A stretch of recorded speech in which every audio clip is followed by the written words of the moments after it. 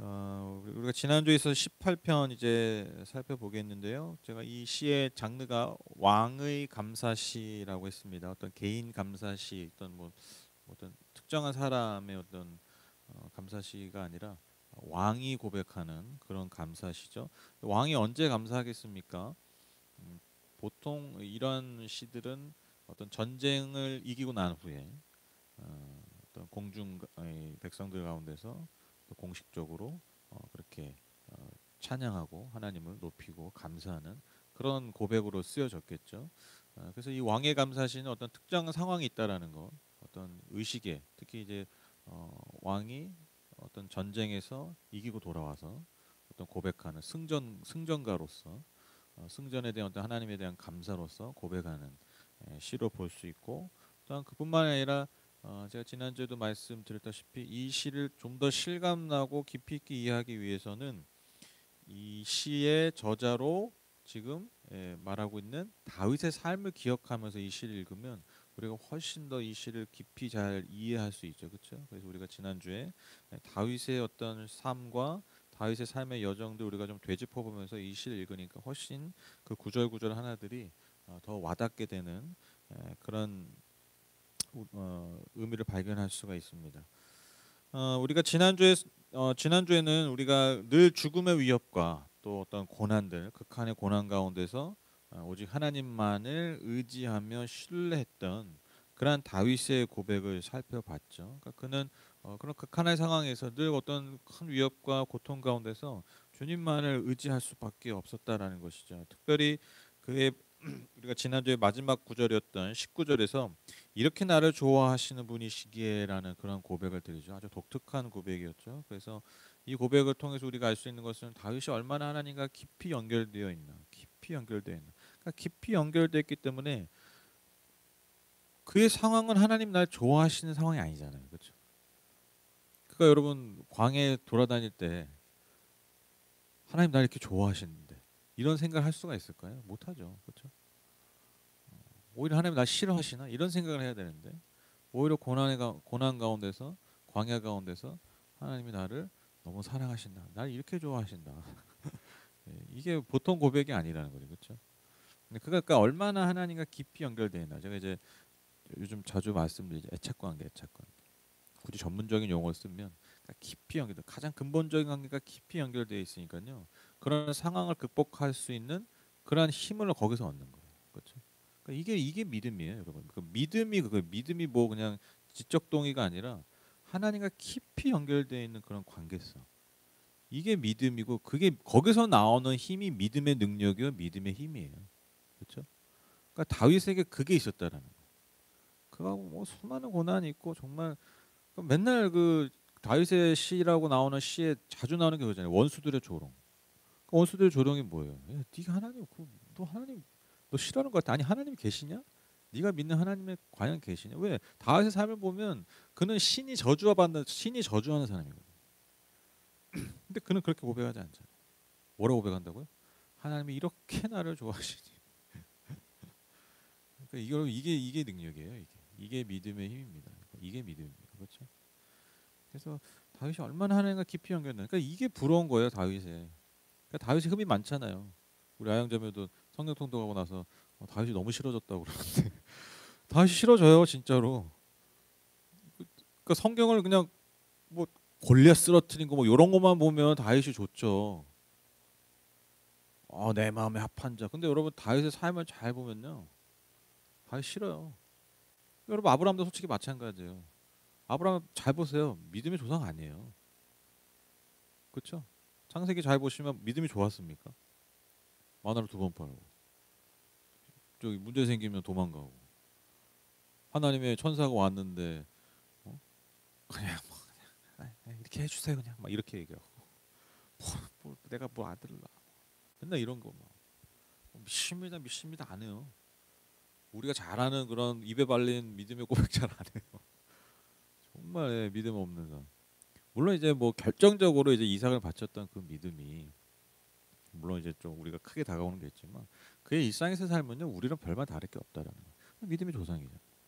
그러니까 그 깊이 연결되는 게 있다는 거예요. 그러니까 저는 그 이삭을 바친 게 그런 모든 삶의 여정 가운데서 그 모든 총체가 거기서 드러난 거예요.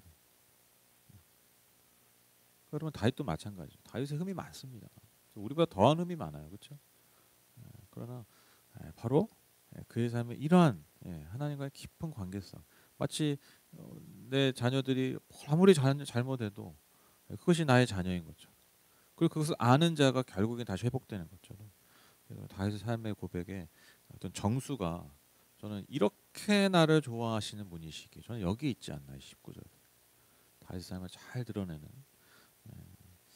그래서 우리가 지난주 여기까지 이제 살펴봤고요. 지난주 본문에 이어서 이제 이어지는 오늘 20절 20절에서 24절까지는요. 다윗이 왜 하나님이 자신을 좋아하실 수밖에 없는지 그 이유를 잘 말하고 있습니다. 그게 뭐냐면 한마디로 의로운 삶이었다는 거예요. 20절 21절 보시면, 내가 의롭게 산다고 하여 주님께서 나에게 상을 내려주시고 나의 손이 깨끗하다고 하여 주님께서 나에게 보상해 주셨다. 진실로 나는 주님께서 가라고 하시는 그 길에서 벗어나지 아니하고 무슨 악한 일을 해서 나의 하나님으로부터 떠나지도 아니하였다. 그러니까 의로운 삶을 살았다는 거죠. 의로운 삶이 뭡니까? 말씀을 따르는 삶이죠, 그렇죠? 하나님의 말씀을 따르는 삶, 하나님의 말씀의 길을 걷는 삶이죠. 근데 말씀을 따르는 삶이 뭘까요? 이게 정말 저는 이게 아무리 강조해도 지나치지 않다고 생각하는 게, 우리가 이 말씀을 따르는 삶을 자꾸 추상적으로 생각하기 때문이에요. 자꾸 종교적으로만 접근하기 때문이죠, 그렇죠? 근데 여러분, 말씀을 따르는 삶이 뭐냐면요, 간단합니다. 두 가지만 기억하시면 돼요. 항상 이것만 기억하시면 돼요. 하나님 사랑, 이웃 사랑이에요. 그렇죠? 하나님 사랑, 이웃 사랑. 그러니까 이걸 벗어나지 않아요. 그러니까 모든 답이 여기에요. 문자를 따르는 게 아닙니다. 말씀을 따르는 게 문자를 따르는 게 아니에요. 지금도 가끔씩 레위기 가지고 돼지고기 먹지 말라는 그 랍비가 아니라 목사님들이 있어요. 아직도. 근데 그분 보면은 이렇게 단정하게 이렇게 머리를 잘랐거든요. 돼지고기 먹지 말라. 왜? 레위기에 있으니까. 근데 여러분 아시죠? 레위기 여기 귀 이렇게 파지 말라고 머리 자르죠. 그래서 지금도 그 아주 그 보수적인 유대교인들은 이렇게 뭐 털 이렇게 해가지고 여기 묶고 다니고 막 그러잖아요. 그렇죠? 뭐 이렇게. 지금도 그렇죠? 못 쓰고 이렇게 하잖아요. 그 레위기에 있는 것 때문에 그래요. 아니 그렇게라도 하고 돼지고기 먹지 말라면 내가 정말 그 정성에 내가 그 주에는 돼지고기를 안 먹어보겠어요. 그 설교를 듣고 저분이 저렇게까지 사시는데 내가 그래도 저 말씀 듣고 내가 이번 주는 내가 돼지고기 한번 먹어보지 말리라. 근데 아주 단정하게 그냥 깎으시고 그냥 머리에 그냥 기름 탁 바르시고 넘기신 다음에 돼지고기 먹자고 말라고 그러니, 그거 도대체 어떻게 내가 받아들여야 되냐고 거죠. 문자를 따르는 게 아니라는 거예요. 문자를, 말씀을 따르는 삶이 어떤 뭐 특정한 구절, 특정한 어떤 행위를 가지고 자꾸 그걸 종교성으로 바꿔버리잖아요. 바리새인들이 맨날 한 짓이 그거예요. 특정한 어떤 행위, 그런 거기에 꽂혀가지고 그런 것만 해서 더 세분화해가지고 그걸 지키면 내가 마치 하나님을 잘 믿는 것처럼, 말씀을 잘 따르는 것처럼. 그러니까 그게 꼭 하지 말라는 게 아니라 그렇게 함으로써 어떻게 하는 거예요? 내가 그렇게 하면서 페러시스, 그러니까 이 분리된 자, 바리새인의 의미가 그런 뜻이거든요. 분리된 자. 그러니까 사람과 나를 분리하는 거예요. 분리하는 건 분리해 버리면 무슨 일이 벌어집니까? 반드시 배제되는 사람이 생기죠. 그러니까 나누는 거예요, 자꾸. 경건한 자, 경건하지 않은 자, 죄인, 의인, 죄인. 그러니까 항상 사람들을 가르고 죄인과 나를 나누고. 예수님이 하신 말씀이 뭡니까? 나는 병든 자를 고치러 왔다. 이거 병든 자들한테 한 얘기가 아닙니다. 자기가 병이 없는 의인인 줄 아는 자들이 한 말씀이에요. 우리가 역시 병든 자들이, 죄인들이 이 말씀 듣고 위로받잖아요. 근데 원래 그 말씀이 원래 배경이 병든 자들이 한 얘기 아니에요. 니들 병든 자들이 왔어, 이게 아니에요. 의인들에게 하신 얘기예요. 바리새인 같은 아이들은 한 얘기예요. 그 삭개오 집에 갔다가 삭개오가 집에 간 거 가지고 수군수군 대던 자들에게 한 얘기가 이 얘기예요. 그게 문제라는 거죠. 말씀을 따는 사람이 닮으면 하는 게 아닙니다. 하나님을 사랑하고 내 삶을 통해서, 그리고 가난하고 소외된 일을 사는, 이게 의로운 삶이에요. 여러분, 이게 예수님이 말씀하신 사상수훈의 결론, 하나님의 나라와 의를 구하는 삶. 이게 그거예요. 의를 구하는 삶. 하나님의 나라가 뭐라고 했습니까? 뭐가 이루어지는 나라? 헤세드가 이루어지는 나라. 의, 가난한 자들을 돌보는 거. 우리 옛날에 그의 나라와 의를 구하십시오 그러면 항상 우리가 어떻게 적용했습니까? 교회 봉사 열심히 하고 교회 일에 우선하고 그렇죠? 교회가 와서 우선. 아니 뭐 어느 정도 맞죠. 그러니까 어느 정도 맞아요. 뭐냐면 그걸 통해서 우리가 할 수 있는. 근데 이제 교회라는 우리만의 어떤 성을 지키기 위해서 우선시하는 어떤 그러한 도구로서 그 말씀을 사실 사용한 거죠. 그러니까 교회 중심으로 해서 하나님 사랑하고 교회 중심의 신앙생활에서 교회가 여러분 이웃 돌보면요 그 말이 맞아요.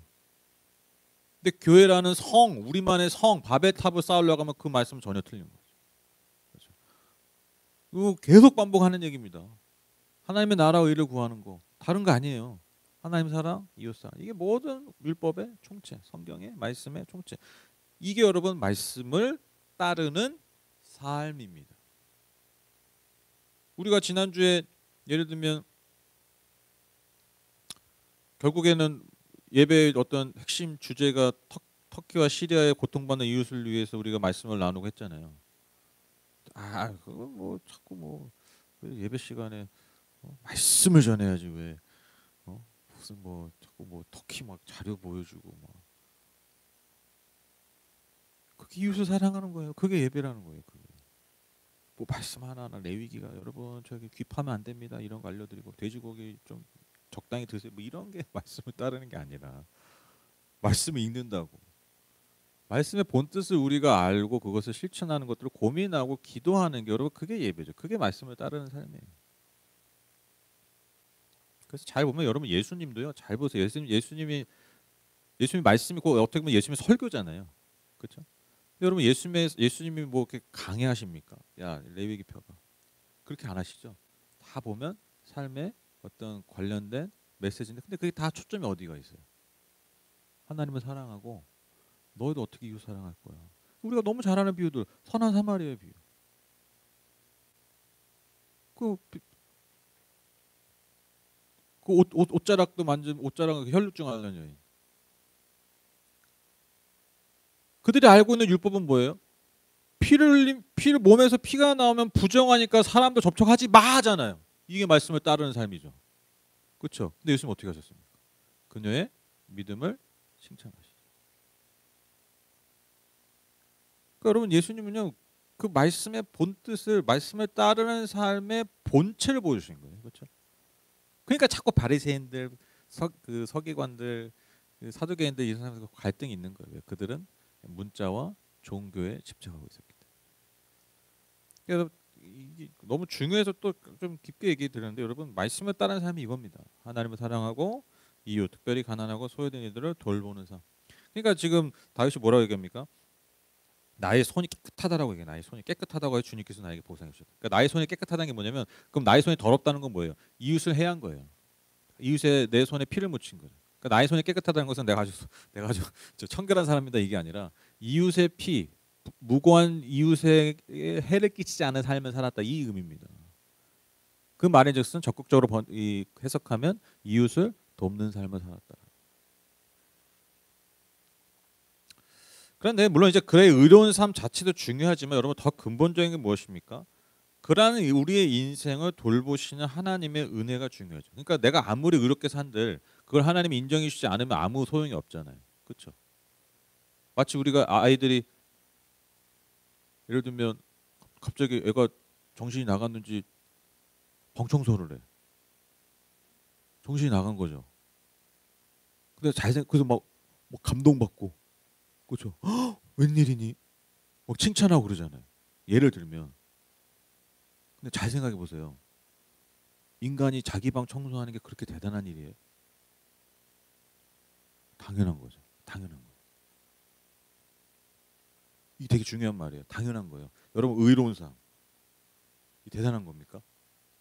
하나님 우리를 지으셔서 하나님 형상을 지으셨는데 우리가 의로운 삶을 사는 게 하나님을 사랑하고 이웃을 사랑하는 게 여러분 이게 뭐 엄청난 일이에요? 솔직히 얘기해요. 당연한 거예요. 뭐가 중요한 거예요? 당연한 거를 당연하게 여기지 않는 그 받아주시는 분의 그 마음이 중요한 거예요. 아이가 청소한 것도 중요하지만 그 청소를 너무 감동적으로 그래서 막 칭찬하고 그래서 막 보상도 줘. 아유 너가 청소를 했네. 내가 오늘 오늘은 외식이다. 오늘 뭐 피자 시켜줄게. 오늘 치킨 시켜줄게. 아니 내 방 청소하는 게 그럴 일이냐는 거죠. 그러니까 마찬가지예요. 내가 의로운 삶을 사는 것도 물론 중요하지만 더 중요한 게 뭐라고요? 그 의로운 삶을 받아주시는 하나님의 마음과 은혜가 더 중요한 거예요. 그래서 여러분 이 다윗의 이 강조점이 거기에 머무르지 않아요. 이어진 본문에서 그러한 인생, 그러한 은혜를 베푸시는 하나님의 성품과 속성을 노래하며 찬양합니다. 25절, 27절 보시면 주님께서는 신실한 사람에게는 주님의 신실하심을 대하시고 흠없는 사람에게는 주님의 완전하심을 보이시며 깨끗한 사람에게는 주님의 깨끗하심을 보이시며 간교한 사람에게는 주님의 절묘하심을 보이십니다. 주님께서는 연약한 백성은 구해주시고 교만한 눈은 낮추십니다. 여기서 25절을 보면 25절에 주님께서는 신실한 사람에게는 주님의 신실하심을 대하시고 이렇게 번역을 했는데 여러분 그 25절을 개역개정으로 보면요. 여러분 잘 아시는 이렇게 번역해요. 자비로운 자에게는 주의 자비로우심을 나타내시며 완전한 자에게는 주의 완전하심을 보이시며 여기서 자비로운 그러니까 내가 자비를 베풀면 그러니까 이웃에게 자비를 베풀면 그러니까 내가 헤세드를 베풀면 하나님의 헤세드가 나에게 나타난다. 제가 계속 강조했죠. 의로운 삶의 한마디로 뭐라고요? 네, 이게 헤세드를 흘려보내는 삶. 헤세드. 하나님의 자비, 하나님의 헤세드를 나타내고 흘려보내는 삶. 그러니까 하나님은요 그분의 헤세드를 알고 그것을 흘려보내는 자들에게 그분의 은혜들, 그분의 자비, 그분의 헤세드를 나타내 보여주신다라는 거예요. 그러니까 이게 은혜라는 거죠. 이게 은혜예요. 이게. 이어지는 여러분 28절, 30절에서는요 하나님이 그분의 헤세드를 흘려보낸 자들에게 등불을 켜서 흑암을 밝혀주신다라고 고백해요. 적들을 향해 달리며 뛰어넘을 능력을 주신다라고 또한 고백합니다. 나아가서 그분께 피하는 자에게 방패가 되어주신다라고 말하고 있습니다. 그러니까 이것이 의로운 자. 다윗이 말한 의로운 자, 즉 헤세드를 흘려보낸 자들에게 주시는 뭐라고요? 하나님의 은혜라는 거예요. 은혜. 내가 의로우니까 이걸 받기에 합당합니다가 아니라 내가 그렇게 살았더니 하나님이 은혜로 그것을 그대로 갚아주셨다. 이게 다윗의 중요한 고백이에요. 그러니까 여러분 우리도 기도할 때 내가 좀 뭐 하나님 생각해가지고 하나님 내가 이렇게 했잖아요. 여기 머물면 안 돼요. 하나님 내가 이렇게 했지만 하나님 은혜가 필요합니다. 하나님 갚아주십시오. 그러니까 이 마음으로 해야지. 아니 이놈의 자식이 오늘 갑자기 시키지도 않았는데 지방 청소를 하더니 아주 유세를 떨어. 아니 죄송하시면 애들이 있나? 뭐 좀 하면 당연히 내가 볼 때 당연히 해야 되는 건데 뭐 좀 유세 떨 때 있어요. 기가 차요. 뭐 해줄 것도 안 해줘. 아 진짜로 그러지 않아요? 아니, 당연히 해야 될 건데 뭐 유세까지 떨어. 그러니까 유세까지 그냥 가만히 있으면 내 알아서 해주는데 유세를 떨어. 아 그럼 또 제 성격이 또 그런 거 못 보거든요. 뭘 대단한 거 했다고 유세를 떨어. 오히려 안 혼나면 다행이야. 안 혼나면 다행이야. 뭐 보상은커녕 안 혼나면 다행이야. 여러분 그냥 이게 다윗이 절묘함이에요. 절묘. 내가 이렇게 의롭게 살았습니다. 근데 하나님 어떤 분이시? 하나님 이런 분이시잖아요. 하나님 보응하시고 갚아주시고 제가 그래서 이렇게 삽니다. 얼마나 절묘한 고백입니까, 그렇죠? 그리고 나서 좀 분위기가 바뀌고요. 이제 31절부터 50절까지는요. 이 시의 주제가 아주 좀 드러납니다. 이 시의 주제가 왕의 감사시라고 그랬잖아요. 그래서 왕의 감사시가 언제 사용된다고요? 원수와 적들과의 어떤 전쟁에서 승리한 왕이 자신의 어떤 승리에 대한 영광과 찬양 하나님께 돌리는 거죠. 그렇죠? 그래서 31절에서 50절은 이 시의 어떤 장르가 아주 잘 드러나는 구절들입니다. 31절에서 50절의 내용은요. 전쟁을 나가기 전에 어떤 상황을 그 준비 과정을 연상케 합니다. 잘 읽어보시면 31절 35절 보시면 주님밖에 그 어느 누가 하나님이며 우리 하나님밖에 그 어느 누가 구원의 반석인가. 하나님께서 나에게 용기를 붙돋아 주시며 하나님께서 나의 길을 안전하게 지켜주신다. 하나님께서는 나의 발을 암사슴의 발처럼 빠르게 만드시고 나를 높은 곳에 안전하게 세워주신다. 하나님께서 나에게 싸우는 법을 가르쳐 주시니 나의 팔이 노쇠로 된 강한 팔을 당긴다. 주님께서는 나를 지키시는 방패를 나의 손에 들려주셨고 주님께서는 오른손으로 나를 강하게 붙들어 주셨습니다. 주님께서 이토록 보살펴 주시니 나는 큰 승리를 거둘 것입니다. 그러니까 이게 왜 전쟁의 어떤 과정을 보여주냐면 이게 준비 과정. 첫 번째로 여러분 이 32절에 뭔가 하나님을 노래하잖아요. 하나님을 높이잖아요. 그러니까 마치 전쟁은 하나님께 속한 것. 여러분 이 성경의 구약의 아주 중요한 어떤 주제죠.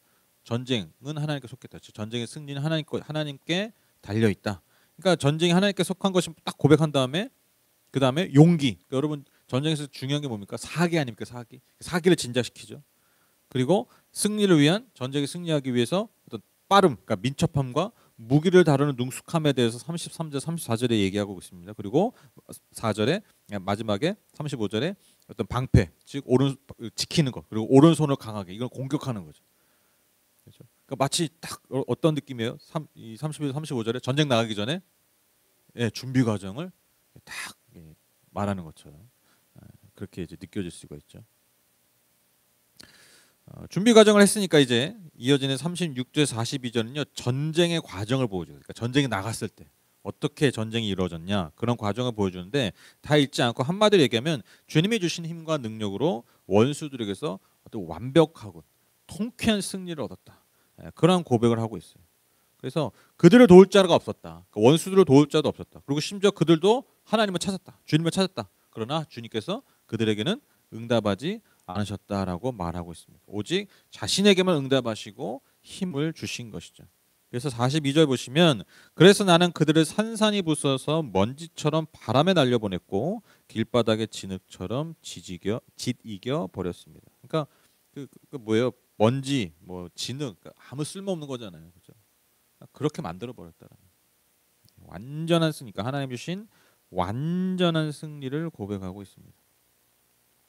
그리고 나서 이제 43절에서 45절은요. 이 완전한 승리 이후에 이 왕이 많은 민족의 왕으로 하나님 높으셨다. 그러니까 많은 민족들이 자기에게 엎드리고 심지어 이방인들도 자기에게 엎드리고 있던 이런 어떤 놀라운 하나님의 어떤 높여주심 그것을 고백하고 있는데 여러분 이게 이제 언제 이제 완전히 성취됩니까?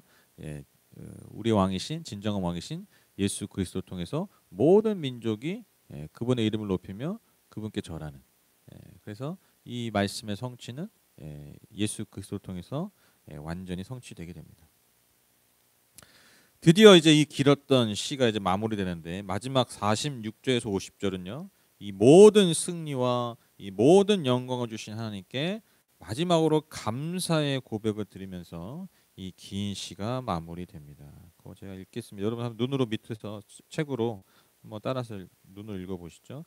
주님은 살아계신다. 나의 반석이신 주님을 찬양하리라. 나를 구원하신 하나님을 높여라. 하나님께서 나의 원수를 갚아주시고 뭇 백성을 나의 발 아래에 굴복시켜 주셨습니다. 주님 원수들에게서 나를 구하여 주셨습니다. 나를 치려고 일어서는 자들보다 나를 더욱 높이셔서 포악한 자들에게서도 나를 건지셨습니다. 그러므로 주님 뭇 백성이 보는 앞에서 내가 주님께 감사를 드리며 주님의 이름을 찬양하겠습니다. 주님은 손수 세우신 왕에게 큰 승리를 안겨주시는 분이시다. 손수 기름을 부어 세우신 다윗과 그 자손에게 한결같은 사랑을 영원무궁하도록 베푸시는 분이시다. 저는 이 감사의 고백 마지막 감사의 고백을 이렇게 읽으면서 다시 뭐가 소환됐냐면 다윗의 전체 삶을 좀 다시 소환하게 되더라고요. 여러분 아시죠? 다윗은 심지어 부모로부터도 주목받지 못하던 막내 아들이었죠. 그가 하는 일은 더러운 짐승을 치는 일이었습니다. 당시 사람들이 가장 천하게 여겼던. 그러니까 그렇게 그런 애였어. 그냥 그렇고 그런 막내인데 요즘은 막내가 제일 이쁘잖아요. 옛날에 막내는 그냥 허드렛일 제일 험한 일 시킨 거예요. 그리고 여러분 그 형제들로부터도 그 아주 좀 미움을 당했죠. 뭐 다윗 골리앗을 치러 갈 때 형들한테 막 먹을 거 싸들고 갔더니 뭐 말 한마디 잘못한 것도 아니죠. 뭐 어디 너 여기가 어디라고 그런 말 하냐. 막 형들한테 엄청 혼나잖아요. 여러모로 여러분 태생적으로 주목받지 못하는 인생이었어요. 그렇죠? 근데 그런 목자에 불과했던 그 다윗을 하나님이 손수 기름 부으셨다. 그렇게 얘기해요. 손수 기름 부으셨다. 물론 이제 그의 삶에 많은 우여곡절이 있었습니다. 그러나 그때마다 하나님이 그와 동행해 주시고 함께 해 주시고 그의 힘과 그의 위로가 되으셨죠. 그래서 결국 그를 진정한 이스라엘의 왕으로 세워 주십니다. 많은 원수들의 공격으로부터 지켜주시고 또 그가 나가는 전쟁마다 승리했다고 얘기하고 있어요. 그러니까 주변의 민족들이 그를 인정하는 그런 다윗의 삶의 다윗의 어떤 인생의 어떤 그런 여정들이 이 감사의 이 마지막 이 고백을 통해서 다시 소환되더라고요. 그러니까 진짜 감사할 수밖에 없죠, 그렇죠? 내 삶을 돌아보니 정말 하나님께 감사와 찬양을 드릴 수밖에 없는 그러한 다윗의 고백인 것입니다. 이 모든 게 여러분 결국에는 그를 부르시고 그를 세워주신 하나님의 은혜였고요. 첫 번째요. 그리고 그러한 하나님 앞에 신실하게 삶을 드렸던 다윗이 맺은 삶의 열매였다라는 것입니다. 이게 결론이에요. 저는 오늘 이 말씀을 통해서 짧게 메시지 좀 전하면 여러분 우리가 하나님을 늘 은혜의 하나님이라고 얘기하지만 여러분 하나님은요 은혜의 하나님이시기도 하죠. 은혜라는 게 뭡니까? 그러니까 원인과 결과가 없는 거잖아요. 그렇죠? 그러니까 원인과 결과를 이렇게 뒤집어 버리는 게 때로 은혜잖아요. 보통 일반적으로. 그런데 여러분 하나님은 은혜의 하나님이시기도 하지만 반드시 보응하신 하나님이시기도 하다는 거예요. 그러니까 다윗의 의에 또한 보응하십니다. 그러니까 우리의 삶의 선택을 잘 해야 된다는 거죠. 그렇죠? 그래서 25절에 아까 말씀드렸죠. 자비로운 자에게는 주의 자비로우심을 나타내시며 완전한 자에게는 주의 완전하심을 보이신다. 그래서 여러분 우리가 늘 붙들어야 되는 게 당연히 은혜입니다. 그렇죠? 여러분 은혜 그냥 원인과 결과가 없는 그 은혜만 얘기하면요. 그게 여러분 이 타락한 종교가 되는 거예요. 타락한 종교. 그러니까 이게 율법주의를 얘기하는 게 아닙니다. 율법주의 얘기. 그러니까 마땅한 반응인 거죠. 마땅한 반응. 마땅한 반응으로서의 삶을 우리가 늘 당연히 기억해야 되고 그리고 반드시 그것에 하나님이 응답하시고 보응하신다. 그것이 우리의 삶의 아주 중요한 반응성이 돼야 돼요. 이 균형이 중요하다는 거예요. 은혜의 하나님과 보응하신 하나님이 이게 균형이 한쪽에 밸런스가 무너져 버리면요. 이 건강한 신앙생활에 문제가 생깁니다. 그렇죠? 은혜가 너무 좋으니까 은혜만 강조해요. 그러면 이게 이단으로 가는 거예요. 뭐 우리가 잘하면 뭐 구원파, 뭐 한번 구원받으면 땡. 옛날에 이단들이 그런 거예요. 예수님이 뭐 구원하시니까 뭐 다 땡. 그런 일들이 막 초대교회 때부터 있었어요, 진짜. 다 필요 없어요, 그냥 뭐 이따위 뭐 다 즐기고 왜? 결국 예수님이 우리 구원하셨으니까. 그게 아니라는 거죠, 그렇죠? 근데 반대로 보응이 강해. 그게 이제 교회 안에는 율법주의 같은 거 아닙니까, 그렇죠? 이게 아주 뭐 여지 없어요, 여지 없어요. 갈라디 예를 들면 초대교도 그런 것들이 있는 거죠. 다윗이래 자꾸 바울이 갈라디아 쓴 이유가 그거 아닙니까? 교회 내에 들어온 그 율법주의. 아주 전투적으로 싸운 서신서가 여러분 갈라디아서 아닙니까? 웃기지 마라. 니들이 무슨 하나님의 은혜에 뭘 더하겠느냐. 그렇죠? 그게 보응이 강하다. 내가 얼만큼 해야 하나님 나한테 이렇게 하신다. 우리가 이렇게까지는 해야지 하나님 이렇게 하신다. 이거예요. 예수님 물론 십자가에 돌아가셨지만 우리가 이렇게 해야지 우리가 구원이 완성된다. 이런 말도 안 되는. 우리가 하나님의 은혜에 뭘 더하겠습니까? 구원을 위해서. 이 보응의 이 신앙. 그러니까 균형이 무너지면 문제가 생겨요. 그러니까 이 밸런스가 되게 중요한 거예요. 밸런스, 균형. 하나님의 은혜로우시고 하나님 보응하시고. 그러니까 오늘도 우리가 이 시에도 아까 제가 얘기했잖아요. 다윗의 고백이 굉장히 절묘하다. 내 의를 막 드러내기도 하지만 그걸 받아주신 하나님의 은혜를 찬양하고. 얼마나 이 밸런스가 있습니까? 그렇죠? 우리도 그런 보응하신 하나님. 그러니까 우리 좀 많이 잃어버리죠. 우리 요즘 많이 잃어버린 것 같아요. 좀 그 밸런스를 좀 찾아야 돼. 그래서 한번 언제 한번 야고보서 한번 강의해 보려고. 잃어버린 우리 어떤 무너진 균형을 좀 세우기 위해서. 우리 은혜 너무 근데 뭐 은혜 좋죠. 저는 은혜가 좋아서. 저는 은혜파거든요. 가끔 너무 은혜 기대. 죄송합니다. 저 자신에게 더 중요한 말이에요. 보응하시는 하나님 참 중요합니다. 그리고 마지막으로 여러분 이게 결국 왕의 감사시가 전쟁과 관련된 거잖아요. 전쟁. 어떻게 보면 그렇죠. 전쟁과 관련되고 어떤 승리와 패배를 가르는 그런 어떤 굉장히 중대한 어떤 그런 일과 관련된 이 시 아닙니까? 여러분, 근데 전쟁이라는 게 어떻습니까? 얼마나 준비할 게 많고 얼마나 치열하고 마치 그렇잖아요. 이게 뭐 우리가 말로 하는 거지만 전쟁이라는 것만큼은 사실 큰 일이 없지 않겠습니까? 서로 죽고 죽이는 거잖아요. 근데 이 전쟁에 관한 특히 전쟁의 승리에 관해서 이 다윗이 일관적으로 고백하는 게 뭡니까? 결국엔 하나님과의 관계라는 거예요. 그러니까 내가 어떤 준비를 열심히 해서 내가 뭔가 되게 잘해서 나한테 내가 힘을 뭐 가져서 무기를 많이 만들어서 말을 많이 확보해서 뭐 전술을 잘 짜서 여러분 그런 내용이 없어요. 전혀 없어요. 여러분 그 성경에 나오는 특히 구약에 나오는 전쟁에 관한 승리에 관한 이야기들은요. 이스라엘 백성들이 전략을 잘 짜서 이긴 전쟁이 없어요. 하나님이 주신 지혜와 하나님이 주신 방법으로 그들이 행했을 때 전쟁에 승리하고 심지어 그들이 아무것도 안 해도 그들을 향한 하나님의 은혜와 그들과의 관계 때문에 하나님이 승리 주시죠. 그분의 주권적인 능력. 그러니까 승리의 원천이 뭐라는 거죠? 뭐라는 겁니까? 하나님과의 관계. 그리고 그런 하나님의 성품과 속성에 대한 온전한 신뢰. 그러니까 다윗이 이 전쟁에 관한 감사시를 할 때 그거를 가장 근본적으로 고백하는 게 그거예요. 내가 승리하고 내가 이렇게 이 자리에 설 수 있는 것이 다른 것이 아니라 하나님과의 그 관계. 그리고 내가 하나님이 어떤 분인지를 알았기 때문에 내가 그거를 붙들었기 때문에 그래서 내가 승리할 수 있었다. 다윗이 계속해서 고백하고 있습니다. 이 여러분 이게 다윗의 삶의 두드러지는 특징이에요. 두드러진 특징.